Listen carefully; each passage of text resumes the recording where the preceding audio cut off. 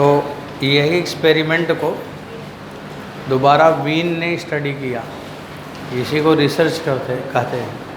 ऐसे कोई एक बार कोई काम करे तो वही काम दोबारा आप करो तो कुछ चेंज होगा, कुछ नया हो जाता है। तो ऐसे ही प्रोफेसर वीन ने वही एक्सपेरिमेंट को दोबारा किया। अब इन्होंने एक ब्लैक बॉडी को ले लिया और उसको गर्म करके डार्क रूम में रख दिया और चारों तरफ फोटोग्राफिक फिल्म लगा दी।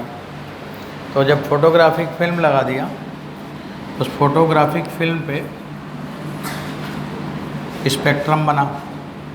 कौन सा स्पेक्ट्रम बना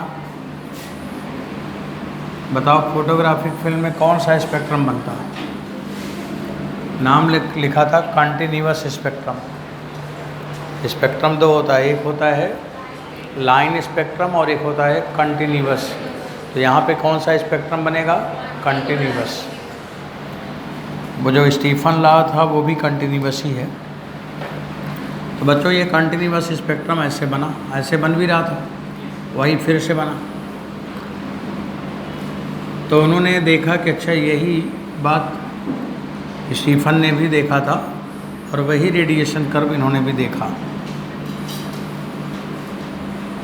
एकदम ऐसे बना।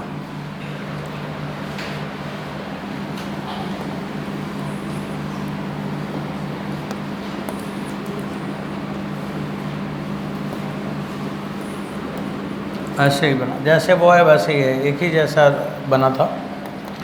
और यहाँ पे टेम्परेचर T1 है और यहाँ पे टेम्परेचर T2 है। बच्चों T2 का मान T1 से बड़ा है, तो वो एरिया ज़्यादा आएगा उसका। इधर वाले एक्सिस पे वेवलेंथ है। बच्चों पहले फ़ोन स्विच ऑफ करो जिसका बज रहा है, नहीं अभी घंटी आपका बज जाएगा। ये वेवलेंथ है और इधर जो लिखा है इंटेंसिटी है, और वो भी क्या है? Per unit wavelength range. ये इंटेंसिटी है, आई लेमडा का मतलब है intensity per unit wavelength range, और उधर है वेवलेंथ। ये ग्राफ उन्होंने भी देखा। तो एरिया तो निकाल ही चुका था, अब एरिया तो निकला हुआ है, वो क्या करेंगे एरिया देख के? स्लोप में इनको भी कुछ नहीं समझ में आ रहा है और आप भी समझ रहे होंगे तो आपको भी नहीं समझ आएगा, क्योंकि स्लोप तो दोनों का एक ही जैसा है। तब ये सोच रहे थे कि इसमें क्या डिफरेंट है, क्या चेंज है।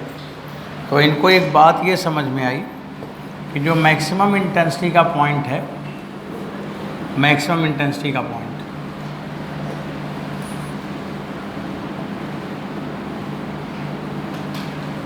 ये वाला मैक्सिमम इंटेंसिटी का पॉइंट है, ये आई मैक्सिमम है यहाँ पे। अगर ये T1 है तो I1 लिखेंगे, I1 की वैल्यू मैक्सिमम है। मतलब इस कर्व 1 में इससे ज़्यादा इंटेंसिटी कहीं और है क्या? तो उन्होंने देखा कि यहाँ पे मैक्सिमम इंटेंसिटी मिल रही है। ऐसे ही एक दूसरा लाइन खींचा इन्होंने मैक्सिमम इंटेंसिटी का।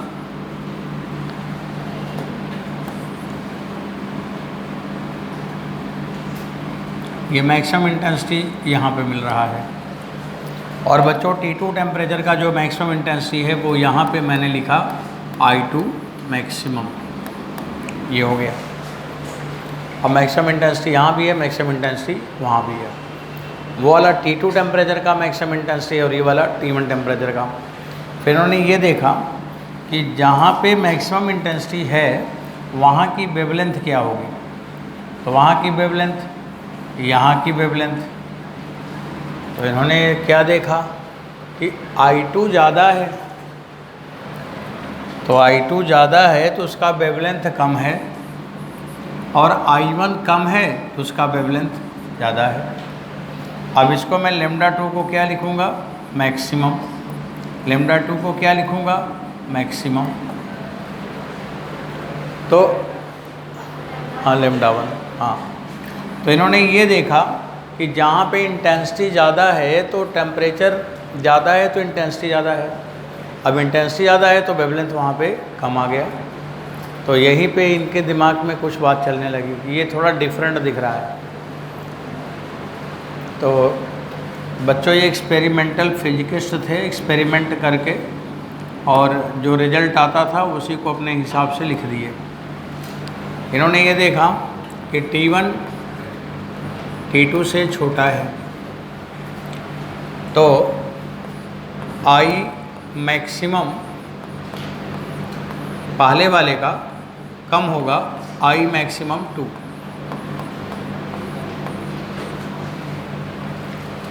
और बच्चों जब ये इंटेंसिटी मैक्सिमम कम है तो वहाँ का जो वेवलेंथ है ना वो ज़्यादा था, λ1 λ2 से बड़ा था। ये भी लैम्डा कौन सी चीज़ है? मैक्सिमम इंटेंसिटी का वेवलेंथ। यहाँ पर भी क्या लिखा है? Maximum intensity. ये क्या लिखा है बताओ? λ1 मैक्सिमम का मतलब क्या है? मैक्सिमम वेवलेंथ या wavelength of maximum intensity? Wavelength of maximum intensity. और ये क्या लिखा है? Maximum intensity. ये मैक्सिमम इंटेंसिटी ही है और ये क्या है? Wavelength of maximum intensity. समझ आया? ये लिखा हुआ है यहाँ बच्चों। ये उसी तरह से है जैसे बायल लॉ में पढ़ते हो आप, प्रेशर ज़्यादा होगा तो वॉल्यूम कम होगा। जैसे पुल्ली लॉ में पढ़ते हो, टेंशन ज़्यादा होगा तो एक्सेलरेशन कम होगा। जैसे स्प्रिंग लॉ में पढ़ते हो, के ज़्यादा होगा तो एक से कम होगा। बायल लॉ है तो पीवी कांस्टेंट, पुल्ली लॉ है तो टी और ए का मल्टीपल कांस्टेंट, स्प्रिंग लॉ है तो के और एक्स का मल्टीपल कांस्टेंट।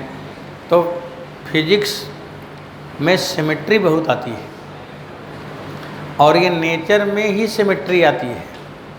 नेचर का लॉ क्या है? सिमेट्री का लॉ है और नेचर का सब्जेक्ट फिजिक्स है तो फिजिक्स का भी लॉ क्या है? सिमेट्री का लॉ है। तो इसने सोचा कि जैसे सब मल्टीप्लाई कांस्टेंट है ऐसे यहाँ भी मल्टीप्लाई कांस्टेंट होगा। तब इन्होंने इन दोनों का मल्टीप्लाई कर दिया अकॉर्डिंग टू वीन। बिना सोचे समझे बोले कि जैसे सब जगह होता है ऐसे यहाँ भी करो। तो अकॉर्डिंग टू वीन इन्होंने लिखा लैम्डा मैक्सिमम इनटू टेम्परेचर। अब देखो टेम्परेचर और लैम्डा में इसने देखा कि मैक्सिमम है तो टेम्परेचर कम है, ये मैक्सिमम है तो टेम्परेचर ज़्यादा है, मतलब more temperature less wavelength for maximum intensity. तो उसने लैम्डा मैक्सिमम और टी का मल्टीप्लाई कर दी और इसकी वैल्यू बच्चों जो आया वो कांस्टेंट आ गया। और जो कांस्टेंट आया वो आया 2.89 इंटू 10⁻³ मीटर केल्विन। और ये for perfect black body.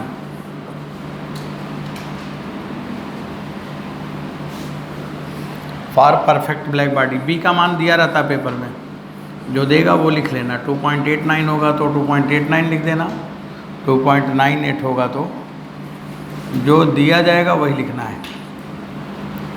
For perfect black body ये था बच्चों। इसकी वैल्यू कभी बदला नहीं और जो परफेक्ट ब्लैक बॉडी के लिए वैल्यू आया इसी को हम लोग कहते हैं वीन्स constant.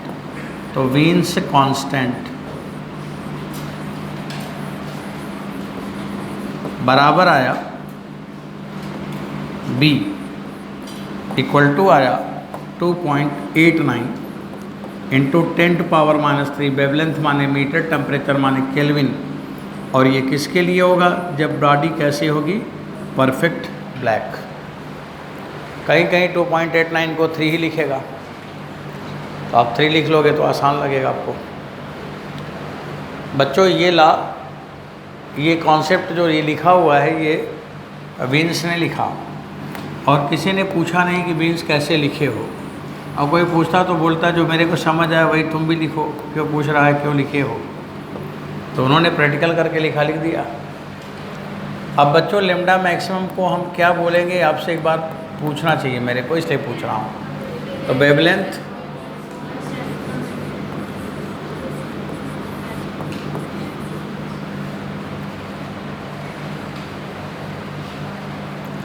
Wavelength of maximum intensity.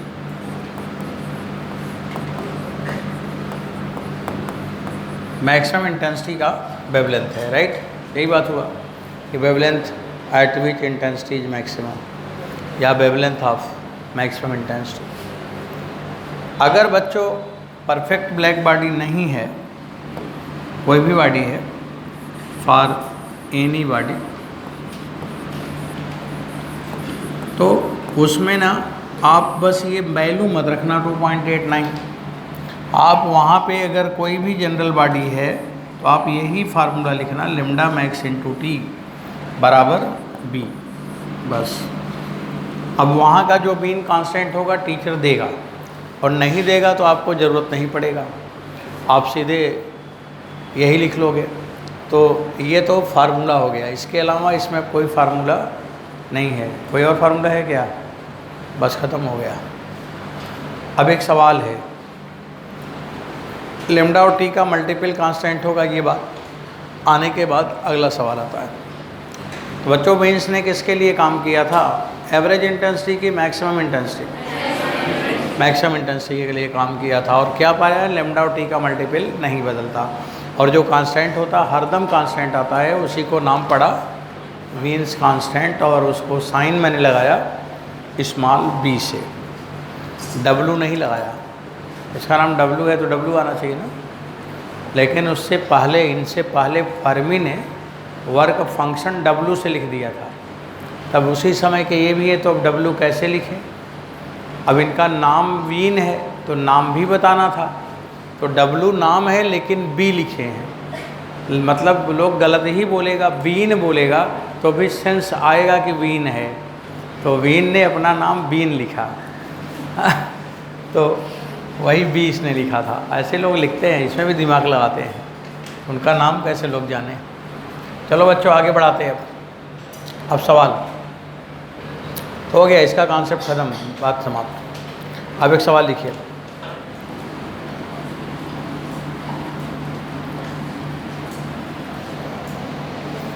यहाँ पे क्वेश्चन में दो प्लेट रखा हुआ है बच्चों, दो बॉडी रखा हुआ है, थोड़ा समझ लो फिर लिख लेना, ये सवाल है ना, थोड़ा समझना है। ये दो बॉडी यहाँ पे रखा हुआ है,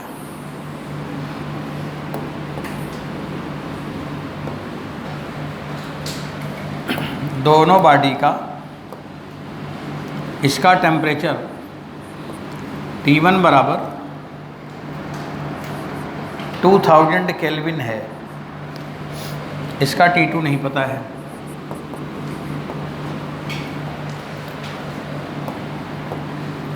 इससे जो वेव निकल रही है, इससे भी जो निकल रही है लेमडा 2 और लेमडा 1, और ये किस कंडीशन की बात चल रही है? मैक्सिमम इंटेंसिटी का वेव।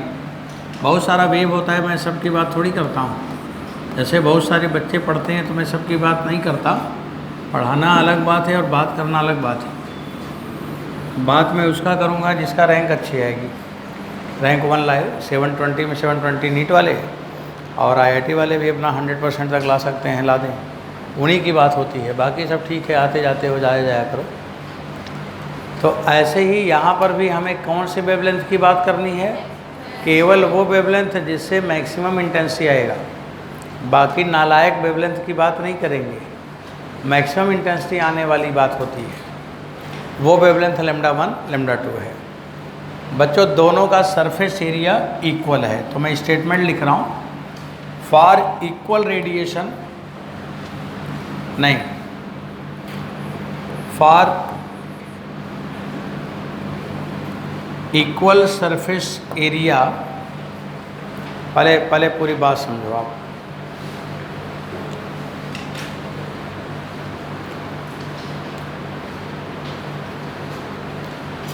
बच्चों इसकी इमिसिविटी भी दे दें तो अच्छा रहेगा। इसकी इमिसिविटी देखो मैं लिख रहा हूँ, इसकी इमिसिविटी 1 है, इस वाले, और इसकी emissivity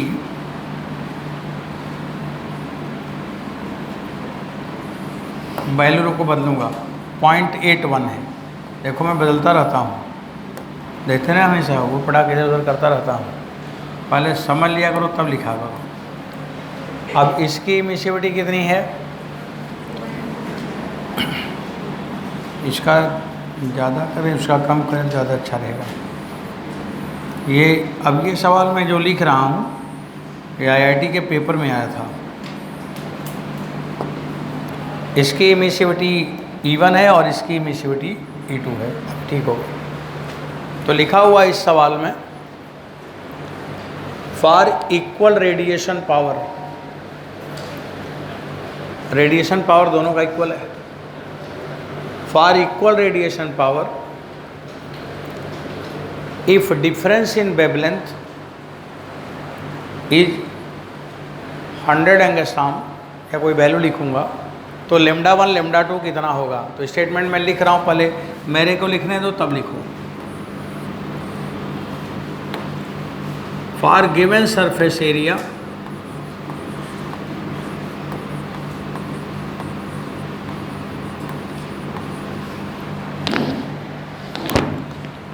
for given surface area.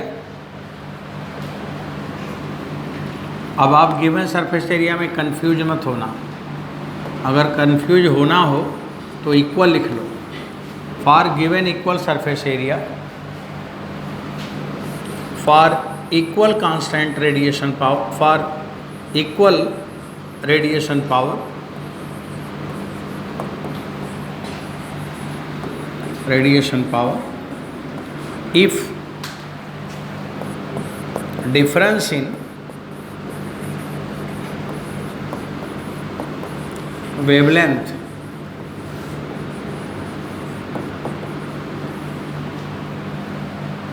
if difference in wavelength for maximum intensity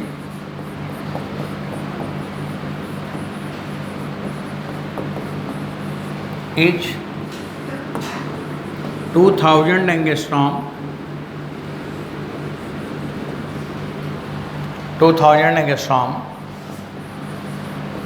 then find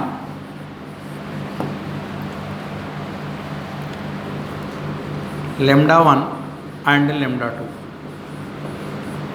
बच्चों सवाल मैंने लिखा कि for given equal, for given माने equal surface area, for equal surface area लिख सकते हैं, गिवन लिखो चाहे ना लिखो। तो for given equal surface area for equal radiation power if difference in wavelength for maximum intensity is 2000 angstrom, then find λ1 and λ2।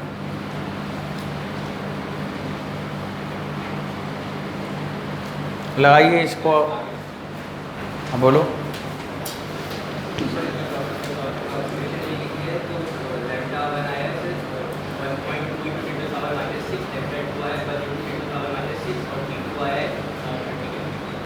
चलो देखो इन्होंने आंसर निकाला, देखता हूँ मिलाता हूँ मैं आपको।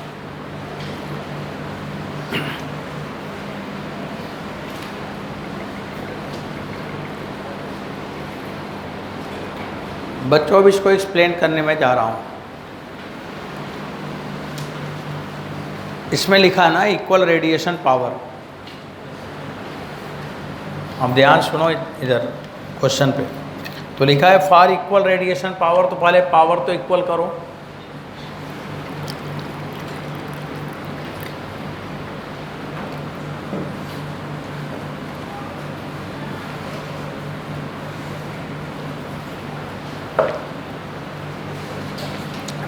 चलो आगे बढ़ा रहा हूँ।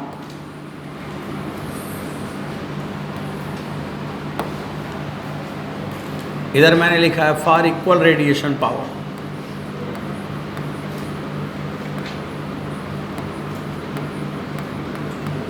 For equal radiation power. तो P1 बराबर P2, क्या लिखोगे? E1A सिग्मा T1 पावर 4 बराबर E2A सिग्मा और T2 पावर 4। पढ़ा है आपने?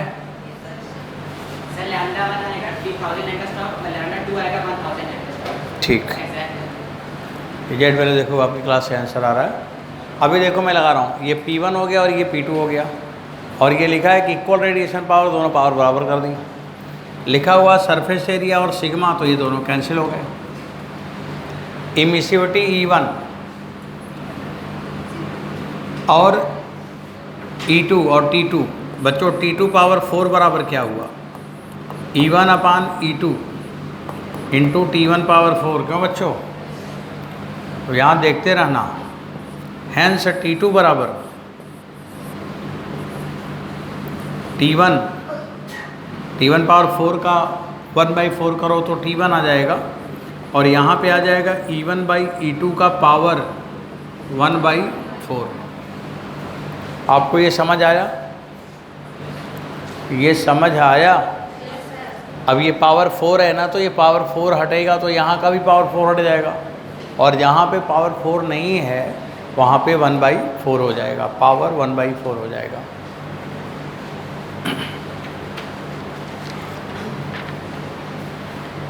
इसमें MSG बच्चे जो हैं जितने हैं, अभी लिस्ट बना के अभिषेक आया कि नहीं, पता नहीं क्या वो, हाँ काम मेला वाला भाग गया क्या, पता लगाओ कहाँ गया, जब काम रहता सब गायब रहते हैं।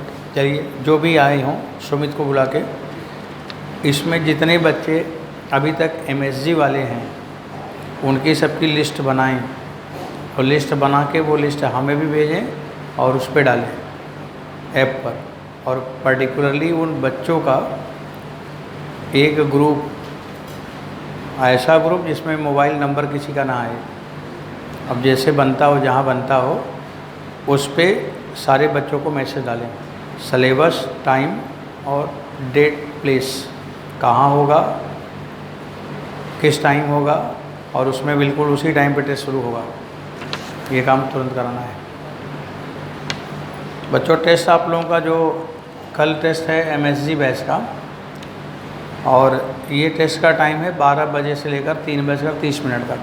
जो लोग होंगे वो उनको अपना पहले इन्फॉर्मेशन भी दे दो। इसमें लिखा हुआ है कि AIRTS में 300 नंबर 400 से 300 किया गया है, पहले 400 किया था, तो मैंने ये सोचा कि चलो एक बार कम वाले बच्चों को भी मौका दो, हो सकता है कोई अच्छा कर ले। तो अब 300 से कम है तो थोड़ा और मेहनत करके 300 पहले लाएँ कम से कम। तो 300 और संकल्प में भी 300 नंबर जिन बच्चों ने पाया है, और नीट में, नीट एग्ज़ाम में 2024 एग्ज़ाम जो दिए हैं उनका, उसमें भी अगर 300 से ज़्यादा नंबर है, 300 और उससे ऊपर, तो वो सभी लोग MSG बैच में एग्ज़ाम देंगे, और उनको एडमिट कार्ड लेना है।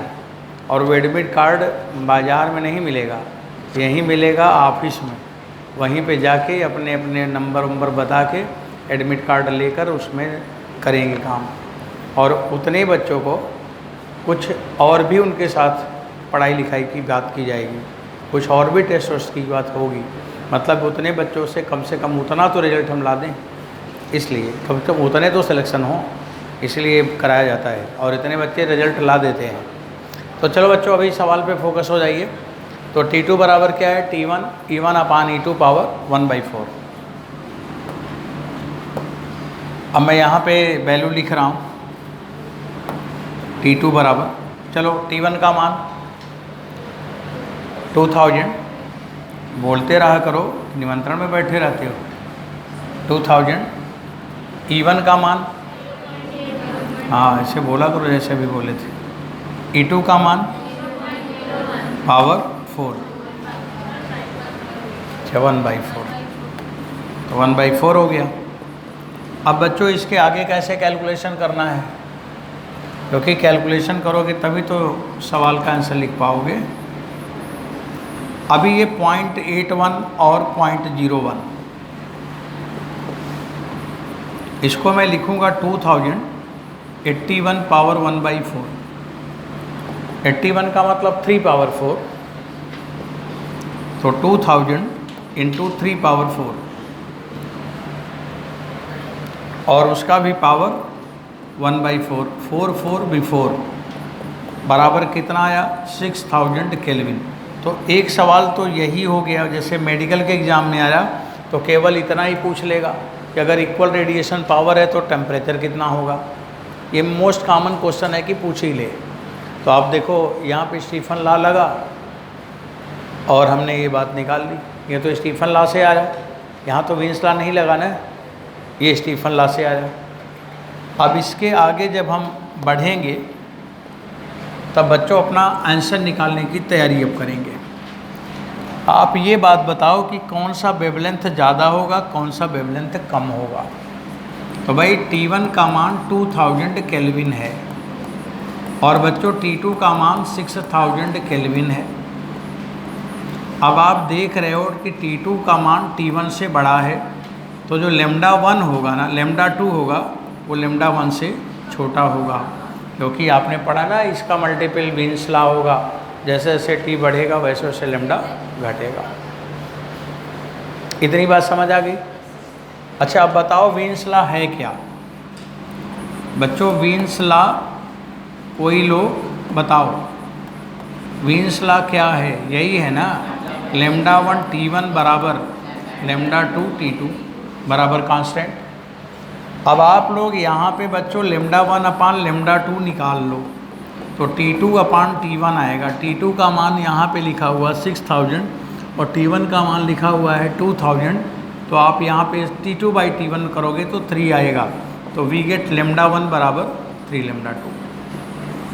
इसका मतलब पहले का वेवलेंथ ज़्यादा होगा और दूसरे का वेवलेंथ कम होगा। वैसे भी समझ में आ रहा था कि ज़्यादा टेम्परेचर तो वेवलेंथ कम होगा और कम टेम्परेचर तो वेवलेंथ ज़्यादा होगा। तो बच्चों λ1 और λ2 में जो रिलेशन आया वो ये आया कि λ1 λ2 से बड़ा है। ये λ1 λ2 से बड़ा है। और उसका एक इक्वेशन आप लोग लिखे हो ना यहाँ पे, इसको इक्वेशन डाल दो। इक्वेशन कोई कहीं इक्वेशन तो लिखा नहीं अभी, इसे नंबर 1 डाल दो। बच्चों लोग अपने क्वेश्चन पेपर में कुछ दिया था, ज़रा देखें, डिफरेंस इन वेवलेंथ दिया था, और डिफरेंस इन वेवलेंथ कितना दिया था ज़रा बताइए। 2000 दिया था। अब देखो फाइनल आंसर भी लिख लो, तब अगर नहीं नोट किए हैं तो थोड़ा रुक के ही नोट करें। हाँ बच्चों बताना, λ1 ज़्यादा है, λ1 ज़्यादा है, तो डिफरेंस माने जो ज़्यादा है उसी में से तो कम माइनस करोगे, तो λ1 माइनस λ2 बराबर कितना दिया था 2000। अच्छा बच्चों 2000 एंगस्ट्रॉम, ये दूसरा इक्वेशन होगा। अब फ्रॉम फर्स्ट एंड सेकंड, तो where is λ1 you put its value 3 λ2 minus λ2 बराबर 2000। तो बच्चों ये 2 λ2, तो λ2 बराबर आएगा 1000 एंगस्ट्रॉम। और अगर अब मैं फ्रॉम फर्स्ट लिख दूं, ये λ2 आया है ना, λ2 है, तो बच्चों λ1 बराबर आ जाएगा 3 λ2, और 3 λ2 माने 3000 एंगस्ट्रॉम। यही बता तो रहे थे आप लोग। हाँ ये सही आंसर है। देखो ये IIT में पूछा गया सवाल है, और बच्चों नीट में 5 बार, IIT में और IT में 1 बार, JEE मेंस में 4 बार सेम क्वेश्चन इधर उधर कर देता है। और करेगा क्या, इसके बाद तो दूसरा सवाल है ही नहीं इस चैप्टर में। इतना बड़ा चैप्टर है कि इसमें दूसरा सवाल नहीं है, एक ही सवाल है, λ1 T1 बराबर λ2 T2, बस इक्वल रेडिएशन पावर कर दिया, थोड़ा और बढ़ गया। तो आप बताइए कि ये सवाल को कोई कन्फ्यूजन तो नहीं किसी को। तो बच्चों अगर सब ठीक है तो थोड़ा आगे और चलते हैं। अब आप लोग सब अच्छे स्टूडेंट हो बच्चों, अच्छा बनना है, बहुत काम करना है। आप केवल ये मत सोचो कि हमें सिलेक्शन लेना है, आप ये समझ लीजिए कि देश को ज़रूरत है, आप देश के लिए कुछ करें, बहुत ज़रूरत है। समझ लीजिए कंट्री अपनी पिछड़ रही है, टेक्नोलॉजी में ये पीछे हो रही है। ज़्यादा किस में है, पॉपुलेशन में, ज़्यादा किस में है, अनएम्प्लॉयमेंट में, ज़्यादा किस में है, लड़ाई झगड़ा में, इन सब में ज़्यादा है। टेक्निकली कमज़ोर हैं और उसको बढ़ाएंगे नहीं तो फिसल जाएंगे, एकदम से बाहर हो जाएंगे। ये हवाई नहीं चलने वाला है। तो इसको एप्लीकेबल, आप पहला टारगेट है कि खूब पढ़ो, एक एक वर्ड को समझो, और ये ऐसे समझो कि दोबारा अब हमें इसे नहीं पढ़ना है, ये आखिरी बार पढ़ रहे हैं तो खूब अच्छे से पढ़ लें। वैसे जैसे मान लीजिए कि कोई आदमी बैठा हुआ है या कोई आप ही के बीच वाला कोई स्टूडेंट बैठा हुआ है बाहर, आप लोग सब जानते हो उसको। मैंने क्लास में बोला कि भाई तुमको उससे मिलना हो तो मिल लो आज, इसके बाद वो कभी तुम्हें मिलेगा नहीं।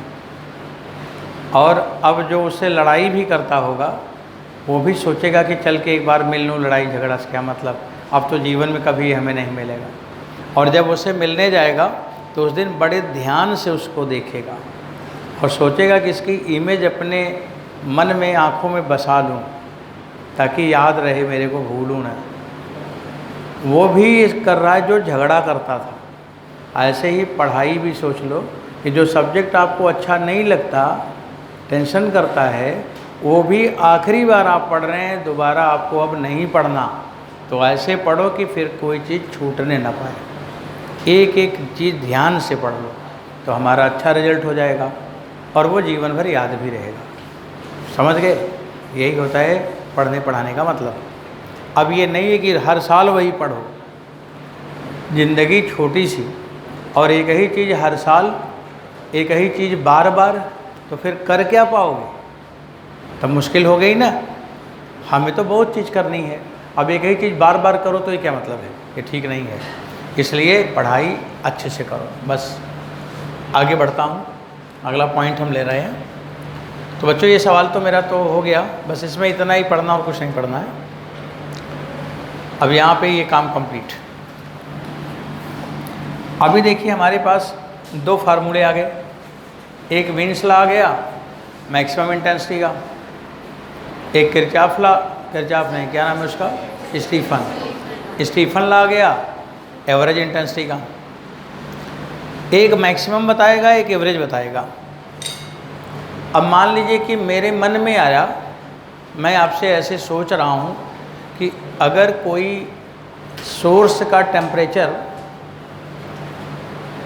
मान लो कि 1000 केल्विन है और कंटिन्यूअस में बहुत सारी लाइन है। कंटिन्यूअस में कितने वेवलेंथ है भाई? बहुत सारे वेवलेंथ है। मैंने कोई वेवलेंथ बोल दिया, मैंने कहा इस वेवलेंथ का इस टेम्परेचर पर एनर्जी या इंटेंसिटी बताओ कितनी है। तो वेवलेंथ बता दी, टेम्परेचर बता दी। अब आपको क्या बताना है? उसकी इंटेंसिटी बतानी है। अब इसके लिए तो कोई लॉ है ही नहीं है। तो ये प्रॉब्लम प्लैंक के दिमाग में, मैक्स प्लैंक के दिमाग में चल रही थी, उनके मन में चल रही थी। जब वो पढ़ रहे थे तभी वो सोच रहे थे कि ऐसा तो कोई है नहीं जिसमें कि हम किसी का भी निकाल लें। और इस पे उन्होंने काम करते करते एक फार्मूला डेवलप किया। तो अगला बच्चों आप जो लिखने वाले हो, कौन सी बात लिखने वाले हो? Planks law of radiation.